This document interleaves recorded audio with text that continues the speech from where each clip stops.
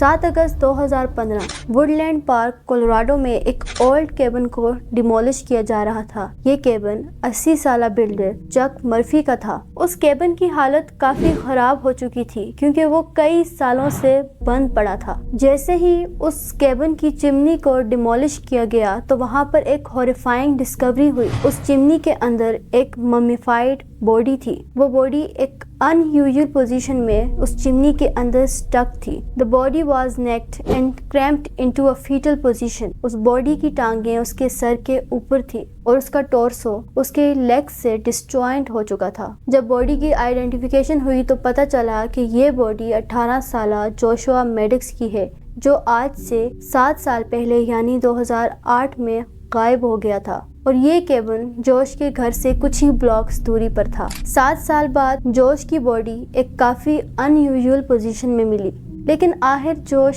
وہاں پر پہنچا کیسے؟ So let's dive deep into the unsolved mystery of Joshua Maddox.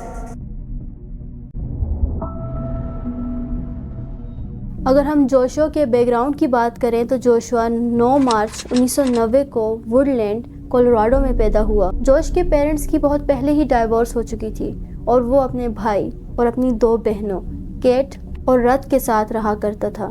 جوش ایک ملٹی ٹیلنٹڈ لڑکا تھا۔ He was guitarist, he was writer and he was well liked by everyone around him۔ جون 1 2006 میں جوش کی ہائی اسکول گریجویشن سے ایک ہفتہ پہلے اس کے بھائی زیکری نے ڈپریشن کی وجہ سے اپنی جان لے لی، جس کے بعد ان کی فیملی کو اور جوش کو کافی شوق ہوا، لیکن جوش نے وقت کے ساتھ ساتھ خود کو سنبھال لیا تھا اور وہ دوبارہ اپنی زندگی کی طرف آنے لگا تھا۔ ڈس اپیئرنس کے دن یعنی 8 مئی 2008 کو جوش نے اپنی بہن کیٹ کو بولا کہ وہ اکیلا ہائیکنگ کے لیے جا رہا ہے، اور یہ بالکل نارمل تھا کیونکہ جوش اکثر اکیلا ہائیکنگ کے لیے جایا کرتا تھا۔ لیکن ایونٹس نے تب خطرناک رخ لیا جب جوش شام کو گھر واپس نہیں آیا۔ پہلے کچھ دنوں تک تو جوش کے فادر نے اس کے فرینڈز کو کال کی، آس پاس نیبرہڈ میں دیکھا۔ 5 دن گزر چکے تھے لیکن جوش گھر واپس نہیں آیا۔ 13 مئی کو جوش کے فادر نے اس کی مسنگ رپورٹ فائل کی۔ جوش کو ہر جگہ دیکھا گیا لیکن جوش کہیں پر بھی نہ ملا، اور وقت کے ساتھ ساتھ جوش کا مسنگ کیس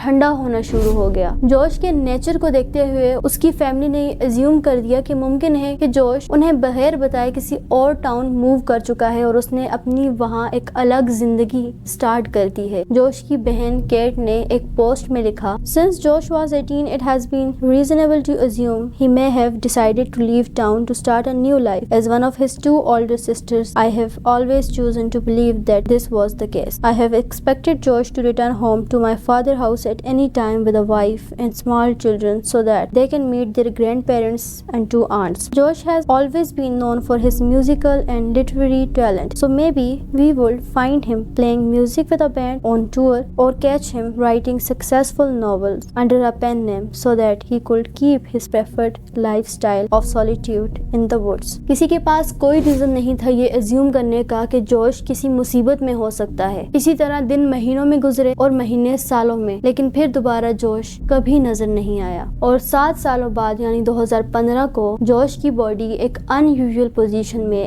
ان یوزول پلیس میں ملی۔ وہ 7 سالوں سے اپنے گھر سے صرف کچھ ہی میل دوری ایک کیبن میں سٹک تھا۔ جوش کی فیملی جو یہ سوچ رہی تھی کہ جوش نے اپنی زندگی کسی اور ٹاؤن میں شروع کر دی ہے، وہ سب اس کی باڈی دیکھ کر شاک ہو گئے۔ جوش کی بہن کیٹ نے کہا، The situation does not make any sense at all. We were really expecting him to be anywhere else in the world and he was actually very close. جب اس کی اٹاپسی کی گئی تو پتہ چلا کہ اس کے جسم پر کوئی بھی انجریز نہیں تھی۔ جوش کی ڈیتھ ہائپوتھرمیا اور ایسفکسیشن سے ہوئی تھی۔ کورینر نے بتایا کہ جوش اس دن ایکسپلور کرنے گیا اور اس نے چمنی کے اندر جانے کی سوچی تاکہ وہ کیبن کے اندر داخل ہو سکے، جس کے بعد جوش اس چمنی کے اندر گیا لیکن وہ وہاں پر سٹک ہو گیا، اور ہائپوتھرمیا یعنی ٹمپریچر کے گرنے کی وجہ سے یا پھر سانس بند ہونے کی وجہ سے اس کی ڈیتھ ہو گئی، یعنی اس کی لیگز اس کی چیسٹ پر پریشر ڈال رہی تھی جس کی وجہ سے جوش کی ڈیتھ ہو گئی۔ اور سپتمبر 28 2015 کو کورینر ایلبورن نے اس کیس کو ایکسیڈنٹل قرار دے کر بند کر دیا۔ جوش کی فیملی نے اور نیبرز نے کورینر کی ایکسیڈنٹل ڈیتھ کی کنکلوژن پر کافی سوال اٹھائے کیونکہ وہاں پر کافی ایسے ایویڈنس تھے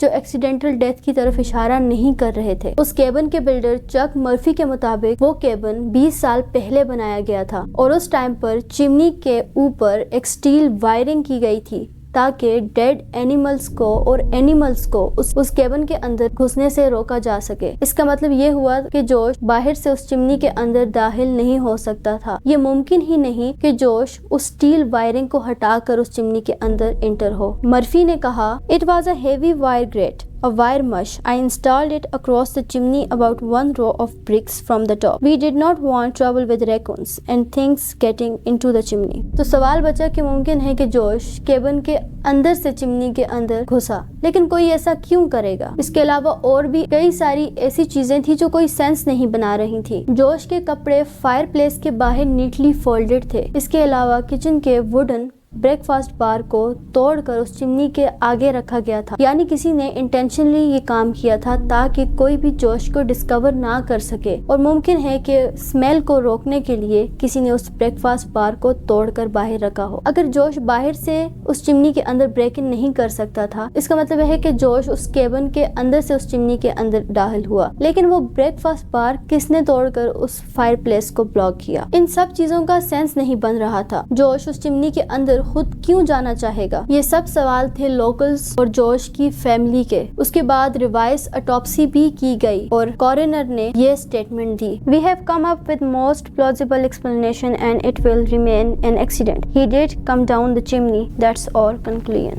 اور دوبارہ جوش کے کیس کو ایکسیڈنٹل کہہ کر بند کر دیا گیا۔ کیس بند کرنے کے بعد پولیس کو کافی ساری ٹپس بھی ملی جس پر مختلف لوگوں کے اور سسپیکٹس کے نام دیے گئے جو جوش کی کلنگ میں انوالو ہو سکتے تھے۔ ایک ٹپ میں یہ بھی بتایا گیا کہ جوش کو غائب ہونے سے پہلے اینڈی نیو مین کے ساتھ دیکھا گیا۔ اینڈی اور جوش دونوں ایک ہی ہائی اسکول کے اسٹوڈنٹ تھے اور وہ دونوں میوزک اینتھوسیسٹ تھے، اور جوش کے مس ہونے کے 1 سال بعد یعنی 2009 میں اینڈی نیو میکسیکو موو کر چکا تھا اور وہاں پر اینڈی پر کئی کرمنل چارجز بھی تھے، اس پر مرڈر کے چارجز بھی تھے۔ ممکن تھا کہ جوش کو اینڈی نے ہی قتل کیا ہے اور اس کو مرڈر کرنے کے بعد اینڈی نیو میکسیکو موو کر گیا۔ کرنٹلی اینڈی ٹیکساس جیل میں اپنے کرمنل چارجز کی سزا بھگت رہا ہے، لیکن اس پر کبھی بھی جوشوا کے مرڈر کی انویسٹیگیشن نہیں کی گئی اور ان ساری ٹپس کو اگنور کر دیا گیا۔ کورنر نے کہا، "They cannot give me times and specifics and we cannot generate stuff that goes back 7 years." تو یہ تھا